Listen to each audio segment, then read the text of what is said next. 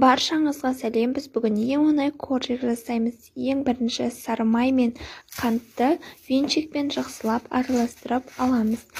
Жақсылап араластырғаннан соң оның үстіне 2 жұмыртқамызды қосып, тағы да жақсылап араластырамыз.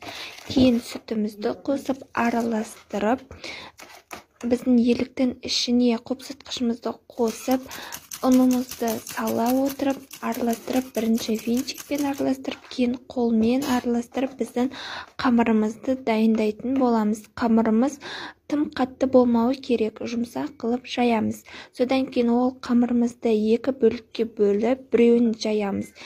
Кейін коржиктің формасымен немесе кез келген формамен біз кесіп аламыз. Содан кейін жұмыртқаны жағып 180 градуста қызарғанша пісіріп аламыз. Содан кейін осындай өте дәмді коржик шығады. Егер рецепт ұнаса, лайк басыңыздар.